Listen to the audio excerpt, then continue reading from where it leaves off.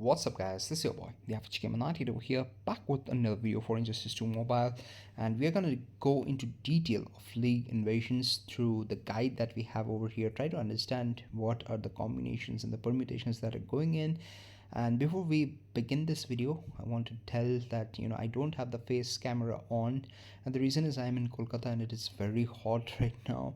I can't keep the fan open, I can't keep the AC on as well because it's gonna give a lot of background noise. I'm trying to minimize as much as possible, but then again, just bear with me, guys. There might be some subtle background noise, so I kept the facecam off. So let's begin this video. So we have League invasions and lot of description. This is a huge article, by the way, guys, so we're gonna go through it. We're gonna try to summarize it as well and try to understand what it is all about. So introduction to League invasions. League invasions is a new game mode where leagues are trying to upgrade and defend their base and invade other league bases to fight for glory. So League invasions is only available to players who are at least account level 4 and have joined a league. So it's gonna be every player out there. Account level 4, you gonna reach it I think even within 5 to 10 minutes of playing the game, so it's just going to be too easy. All players in a league will be able to access league invasions, which includes your league base. It is different buildings divided into two types. So the first thing that they mention is about outposts and facilities. So we're going to dive into what are outposts and what are facilities. So there are 4 outposts in the base. So there is a league base, which is going to be the league that you are in. So that is how this is, and there are 4 outposts there. Alright, outposts have 3 defender slots and a number of deck slots which increase with the outpost level. So what we can understand till now is we have outposts, 3 slots in each of these outposts, as well as we have deck slots which would increase with outpost level, which means there are multiple levels as well. Now players can assign their heroes to outpost deck with a 10% limit of the overall deck capacity per league member. Now a lot of information here. Players can assign their heroes to the outpost deck. So I'm gonna think out loud here, guys, because I'm also reading it for the first time. I'm not have done a reading beforehand because I want to make this video kind of real as well. So players can assign their heroes to the outpost deck with a 10% limit of the overall deck capacity per league member. Alright, the league leader and officers can then choose a team of 3 heroes from the deck and assign them as defenders. Alright, so you have the deck slots as well as the defender slots. So you'll have 3 defenders only for the outpost, and that can be assigned from this full slot of deck, which is composed of different characters. So this is my understanding, that all the players kind of contribute characters to the deck, and the league leader and the officer can pick the characters which they feel are the strongest and can assign it to the defender. So basically you're trying to guard your own league. That's how this is. Each hero in the deck shares his health and attack with the defenders.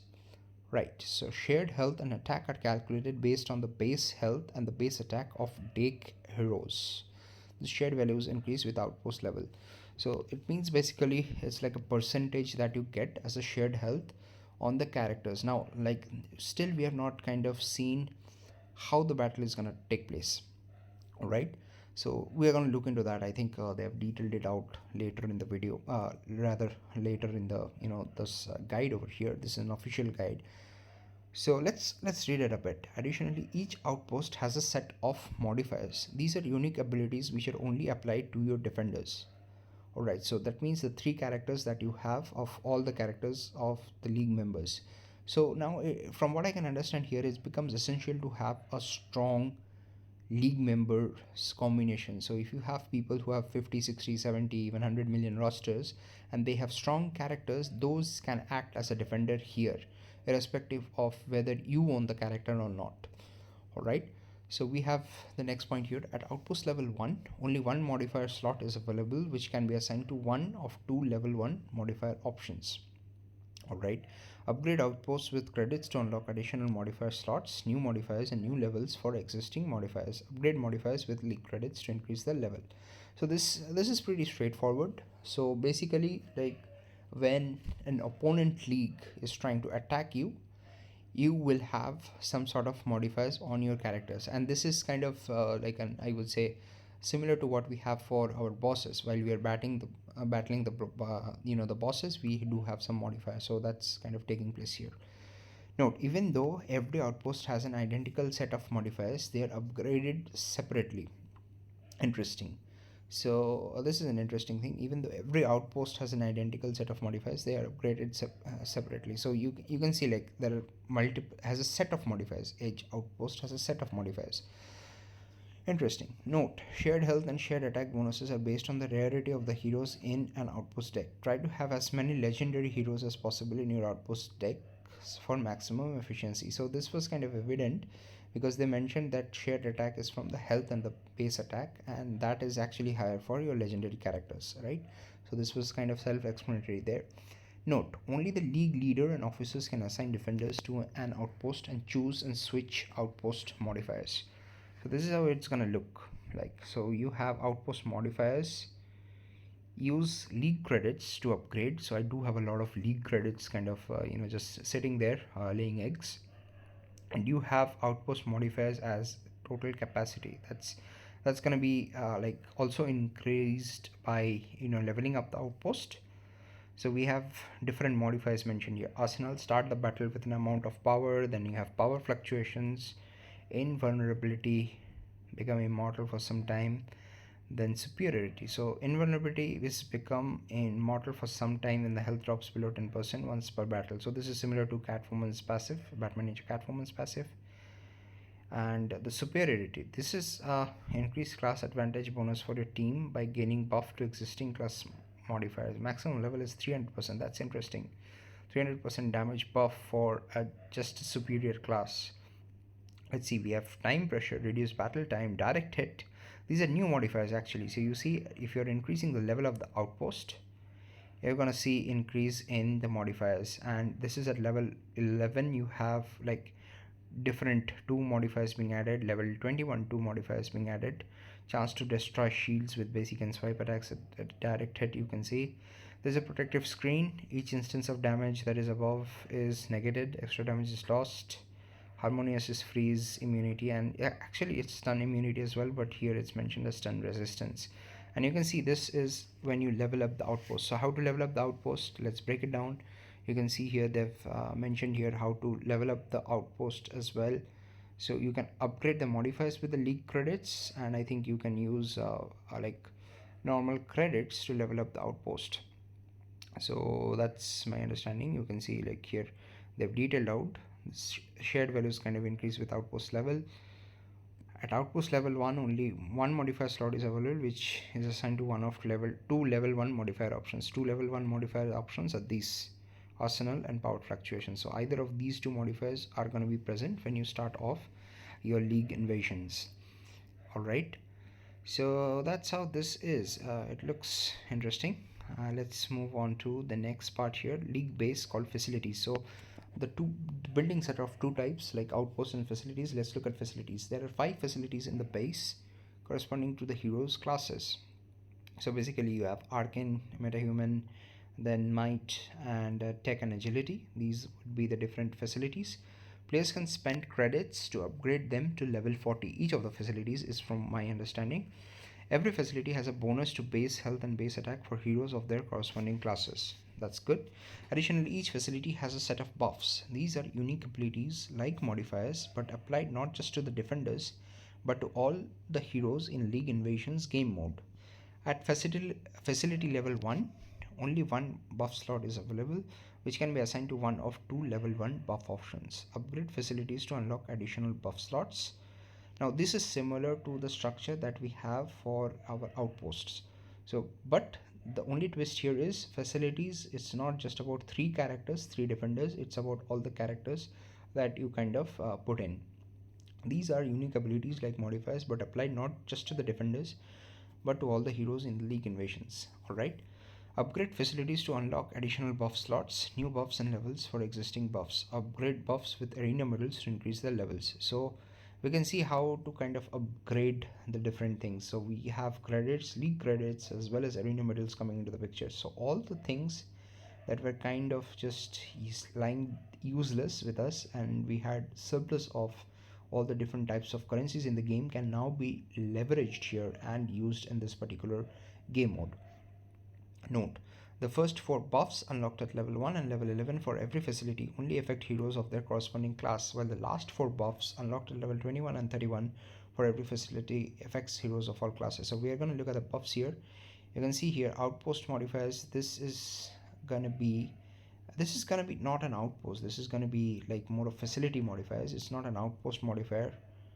All right, so they've even mentioned interesting. Yeah, so this is outpost. So they've mentioned the same image again, and here are the facility modifiers. So it's the same image before. So at facility modifier for level 1 you have anti-tech field, increased damages against tech class, and anti-tech shield, damage reduction against tech class. So either of these two is the one that you're going to be using in the initial stage. So you can understand for facilities it's called buff, and for like outpost it's called modifier. Ideally it's the same thing. Okay, it's just technically, like I would say, just a modified value of the passive that's going to get applied. And level 1 you have anti-tech sight, true damage chance against tech class, any damage can bypass dodge armor shields. Dodge is a new mechanism. I think it's like telling that you try to escape that. That is a new, like, it's there in the game but they haven't named it before, but they've named it here right now. Anti-tech illusion, dodge chance against tech class, ignore any source of incoming damage. Nice. Level 21 you have weak spot, increased armor pierce chance, and then you have increased armor pierce damage. Increased armor pierce damage, this is something that I'm liking. This is not something that was there before in the game. This is something new called breach. That's a good thing to have. The next one is unflinching, increased block effectiveness, can exceed cap up to 90%, which means like you're just going to be able to block and just get no damage. Experimental plate, chance to get 3 combo meter on blocked hit. So that's on 3, get 3 combo meter on blocked hit. So interesting. So these are facilities. So these are different types of buildings. The question still kind of remains for me is like how it's gonna be like doing the damage. And you can see here league facilities are different types. Here you can see this was the meta one.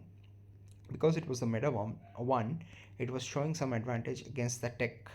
So if it's an arcane one it's going to be neutral. So it's having the names for the arcane one as well. You can see like it has versatile field. Let's look at the different one. Increased damage against any class, increased damage reduction against any class. So a lot of new modifiers here, and you can see versatile sight. Let's see, true damage chance against any class, any damage can bypass. So it's like it's on the same basis, but they have added something with a twist for the facilities, because there are a lot of modifiers here. Poison inserted, and these things were already there. Finishing blow, combo meter damage multiplier, this is a good thing. Combo meter damage multiplier increases by some percentage. Beat them up, increase maximum effective combo meter, which results in a higher maximum combo. So these all are new modifiers, and technically you can think of this modifiers actually coming for solo raid bosses as well. So it's going to be interesting to see how they implement them. But this is for arcane. So you have the same for agility, and agility is going to be against anti metahuman. So these are going to be similar to ones that we see for tech, but this is rather a meta, I would say. But this is going to be, because it's agility buff, it's going to be against the metahuman, because that's the class advantage that we have. And fury increases fast attack damage. Adrenalized also increases fast attack chance, can exceed the cap up to 100%, which means it's going to be always fast attack. That's a good modifier to have, rather buff according to them. Steadiness, chance to save combo, and chance to save combo meter after using special attack. I think this attack sequence is going to be an interesting buff, because then you can just save the combo meter and keep on attacking. That's going to be pretty great.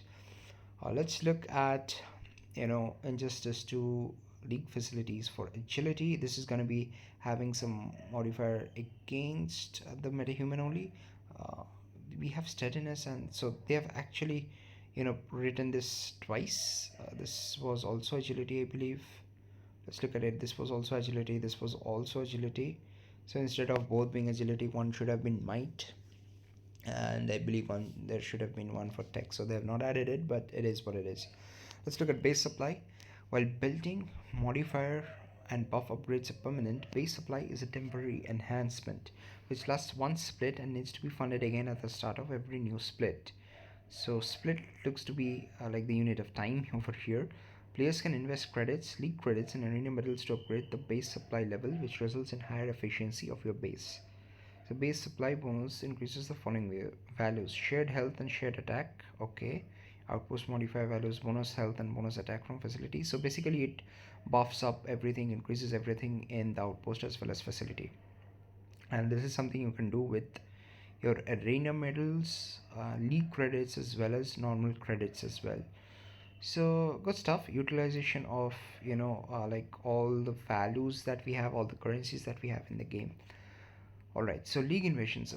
The question that I still have is, how is this gonna be played? So we have league invasions phases.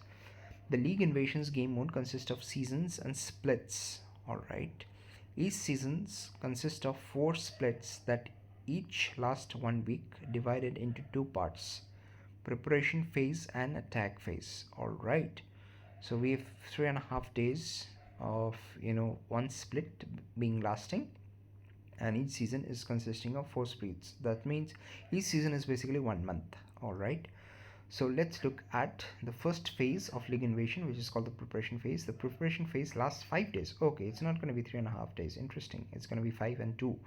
So the preparation phase lasts 5 days from Monday to Friday. During this phase, players can upgrade buildings, buffs, modifiers, base supply, and assign heroes to outpost decks. Right, so you have the outpost decks, and from there also we'll have to select defenders. So the league leader and officers can assign defenders like it's mentioned here, and choose buffs and modifiers. After all the preparation is done and every outpost has 3 defenders assigned, the league leader and officers are able to lock the base, meaning no base modifications can be made and the base is ready for the attack phase.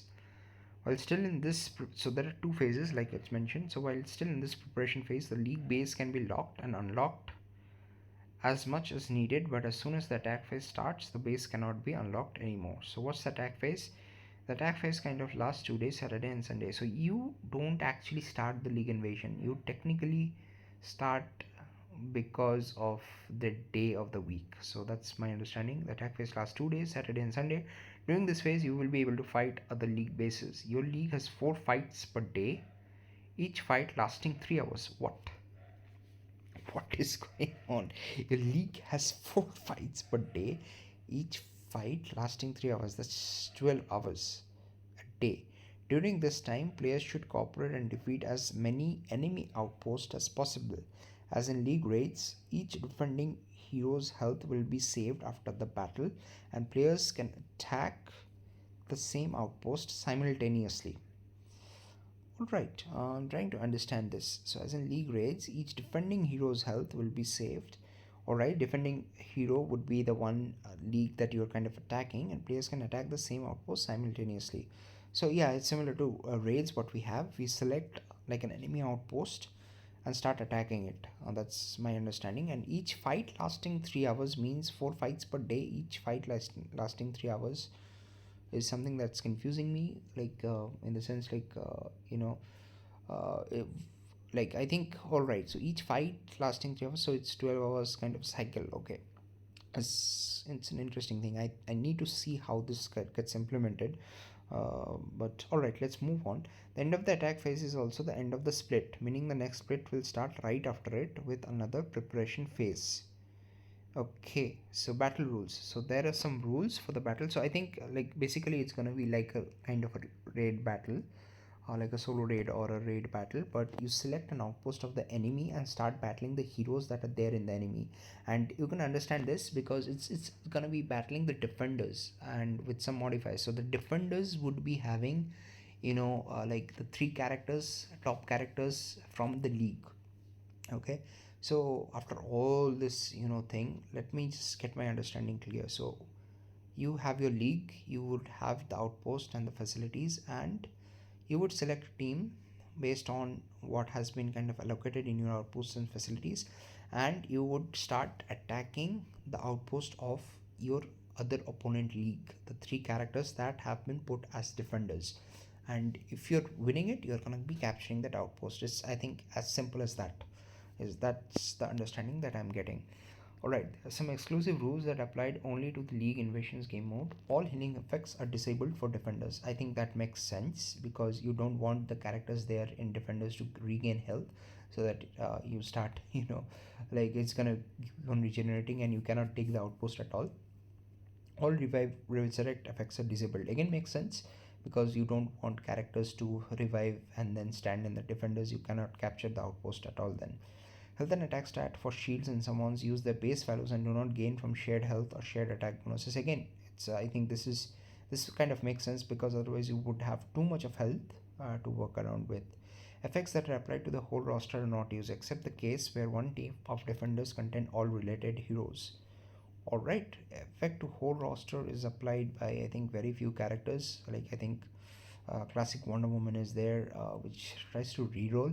That's an effect on the whole roster. I think having Batman Ninja Batman or one of the ninja characters kind of helps in. I think Batman Ninja Harley Quinn kind of helps in increasing the attack for all the characters in the roster. But what it's trying to say here is you need the entire team of defenders, which means Batman Ninja Harley Quinn as well as some other Batman Ninja characters in so that you end up doing damage. Effects that are applied to the whole roster are not used. Alright, healing abilities and passive that usually affect the entire team only affect the hero with the ability or passive and not their teammates. This kind of, again, this also makes sense. I believe with what they're trying to do is like it's gonna be like kind of one of one battle. So again, like this kind of makes sense from my idea. Artifacts in League Invasions have charges. Once you use an artifact in a battle, it will take some time to recharge. Interesting to see how much time it takes to recharge. Divisions, points, rewards. So this is what we are kind of waiting for. What are the divisions? What are the points? What are the rewards? League invasions have a similar leaderboard structure to Champions Arena.